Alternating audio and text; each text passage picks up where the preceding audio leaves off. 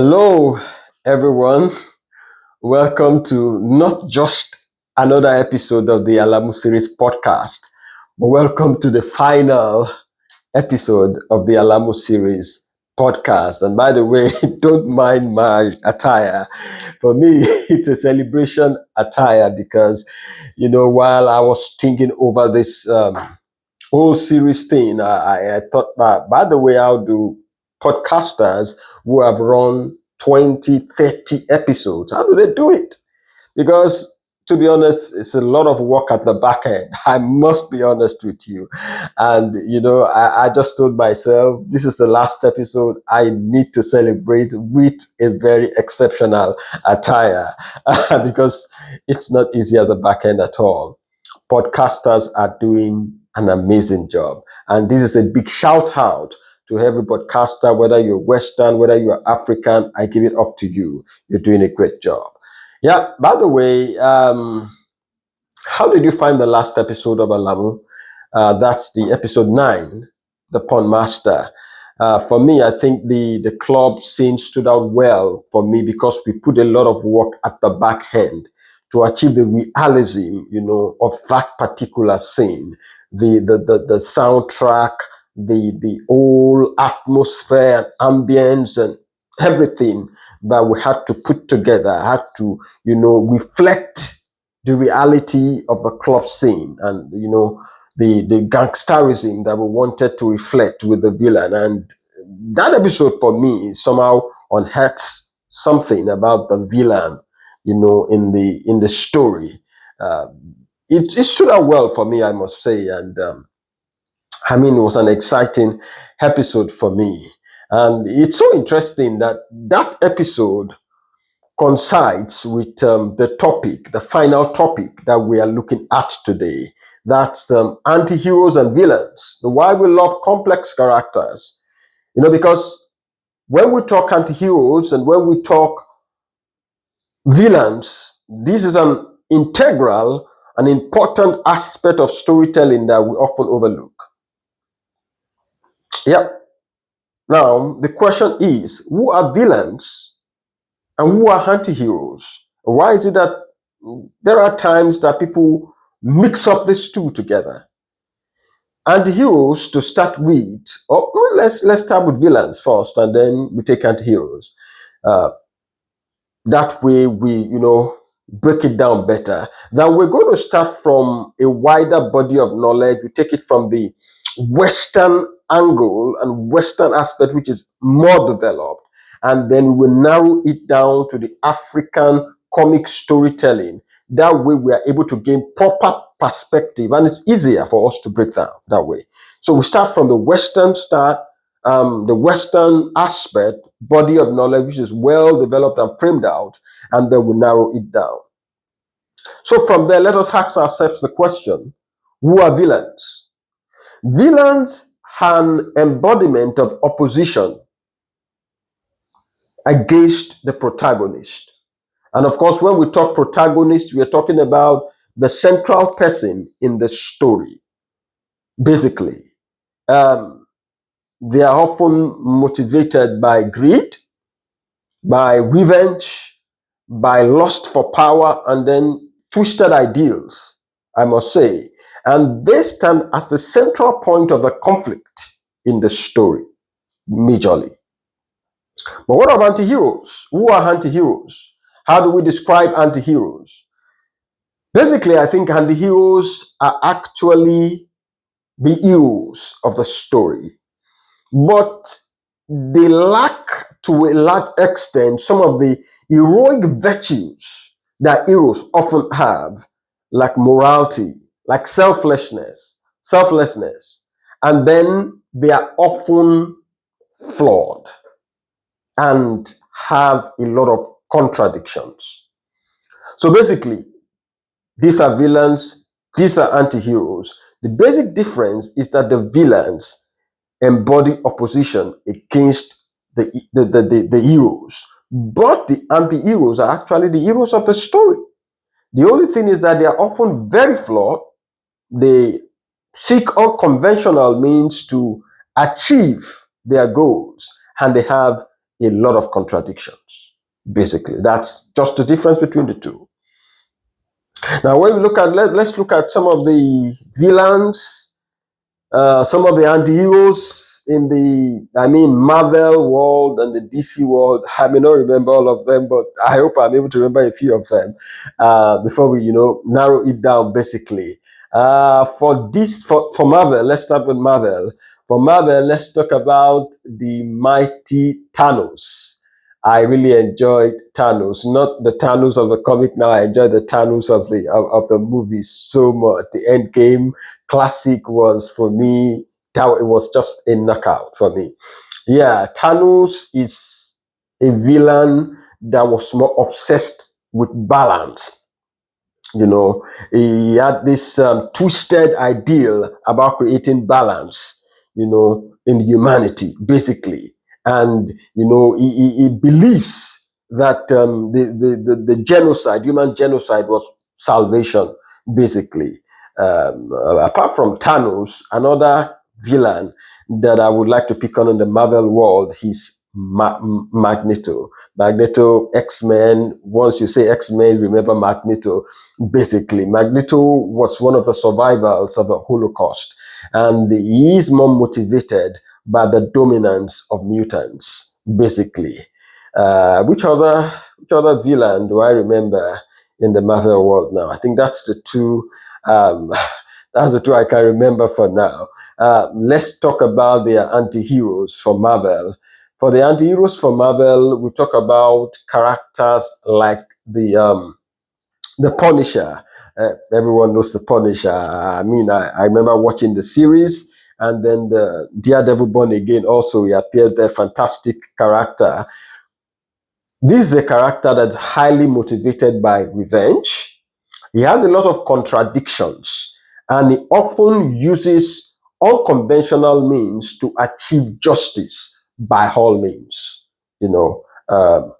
Then we have characters like Deadpool. Deadpool is so vocal, could be heroic at times, and it's violent, and it's just one character that for me is just one interesting character. Then we'll talk about the Wolverine. It can be heroic too, very, very violent, and he has his darkness that he has to deal with. He has his demons that he has to deal with, basically. So let's go to DC now. For DC, when we talk about characters, we talk about Darkseid. Darkseid is an embodiment of tyranny, basically. We talk about Lex Luthor. Lex Luthor is ambitious and intellectual, and is actually a symbol of humans' insecurity against godlike beings. Then we talk about the Joker. When you talk about Joker, you talk about chaos. You talk about a psychopath and an eccentric. That's one of the best ways I can describe the Joker. And there is a particular philosophy, to his madness, I must say. And there are anti-heroes of DC. We talk about people like Catwoman. Catwoman is a thief, but she has a moral code, to her game of robbery, basically. We have characters like Harley Quinn as well. From there, I want to explore a particular element, critical and crucial element, when it comes to villains and anti-heroes. Have you heard of a word called 3D dimensional character? I think the early days, when I heard about this word, the first time I heard about this word, basically, was in the early days of my legal practice from an amazing friend of mine called Toba Kalejaye. Toba Kalejaye is the last time I checked, was the head of content for Comics Republic. I don't know if that has changed now, because it's been a while I've heard from him. And then from the grassroots, he was one of the people that inspired the Comic Meltdown group on Facebook, which is an amazing group that actually deals with and breaks down discussions on comics and mangas, basically. I think as of 2018, there were 30,000 members on Facebook, and that's quite huge. Toba If you are hearing me now, a big shout out to you. If you are doing fine, and I hope to hear from you. I mean, in future, or very soon, basically. So from him, I had this word called three-dimensional character, and I went to dig further to understand what it means. Now, when you talk about a three-dimensional character, it's not talking about a character that is good for the sake of being good, or talking about a character that is bad for the sake of being bad. A three-dimensional character is simply talking about a character that is layered with fear, layered with flaws, and layered with a lot of controversies and contradictions. Basically, So let's look at it this way. Let's look at a one-dimensional character. Let's look at a two-dimensional character. And let's look at a three-dimensional character. Now, a one-dimensional character is bad because it wants to be bad. It's bad because it's bad. Now, a two-dimensional character is bad, perhaps because it wants power. But a three-dimensional character is bad, probably because of a trauma he suffered in his youth or his early days that affected the way he sees the world. Or he's probably bad because he's motivated by his love for his people. And that actually motivates his actions. So he's layered. It creates complexity in the character, and it adds depth to the story. So oftentimes when you take this element of three-dimensional and you narrow it down to the villain or the anti-heroes, this is what we have. People see the anti-hero. They see his flaws, but at the same time, they are able to relate to his flaws and his controversies and understand why he does what he does. In the same line or in the same vein, when they look at the villain, for instance, they see the villain, but the three-dimensional element in the villain exposes his humanity to the readers. And even though they hate him for what he does, but they are able to understand why he does what he does. So this is what it does to a story at the end of the day. Now, when you have a one-dimensional character, for instance, in a story, they often make the story forgettable. They make the story uncompelling. The story does not have depth at the end of the day. And they have those stories with one-dimensional characters in the villains and anti-heroes. They are often very, very predictable. But when you have stories with villains or anti-heroes that are three-dimensional, they make the conflict in the story carry a lot of depth. The stories are not predictable, basically. And that goes a long way in talking about the story arc and building the story itself, Now, when we have this, and we now bring it down to the African comic storytelling fandom, it's going to, give us a broader understand, because we already have a body of knowledge we are building on. So we talk about how can African storytelling, how can African comic creators create villains and anti-heroes that will stand on the global pedestal with characters like Punisher, with characters like Thanos, with characters like Magneto, with characters like Green Goblin. How can they?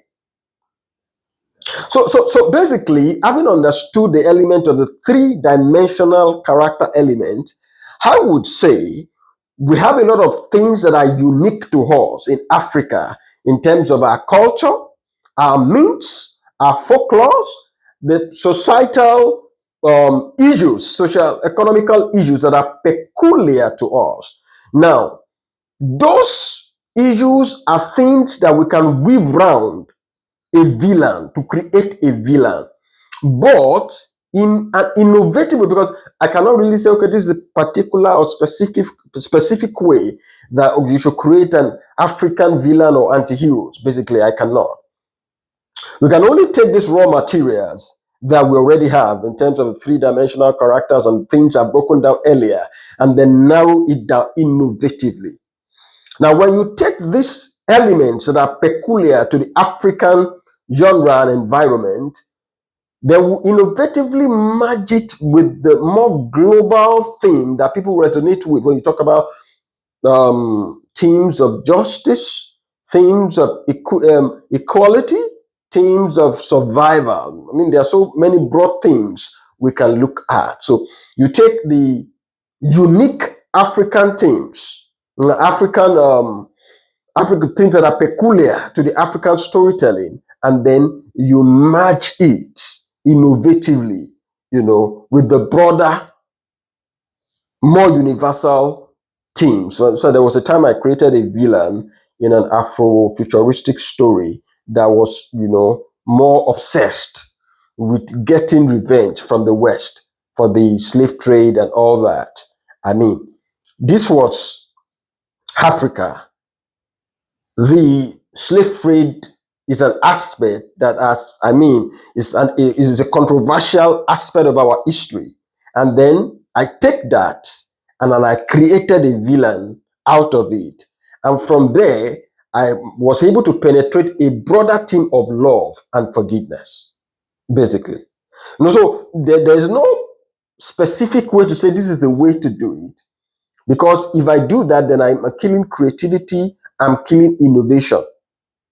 So the best thing to do is to, expand that body of knowledge that I did at the beginning of this podcast and then narrow it down to the African lenses and perspective. Now, when do we have that global pedestral moment in African storytelling in creating villains and anti-heroes? I would say it is that point in time when your character, your villain, and your anti-hero becomes as African as he is universal. Let's take, for instance, Killmonger in the famous Black Panther story. Killmonger was an African diaspora, but at the same time, he represented a revolutionary archetype, which universally people were able to relate to it, basically. And that will be all for this episode. Everybody has been asking what is next for the Alamu series. And some people also are asking what is next for the podcast. For the podcast, please don't ask me. I need to go and rest. But for the Alamu series, I would say the last episode comes up next week. Make sure you don't miss it. I mean, it's going to be awesome. It's going to be amazing. It's going to be worth your time. For everybody that has followed this podcast, thank you. I love you all. And I say, don't stop creating. Cheers.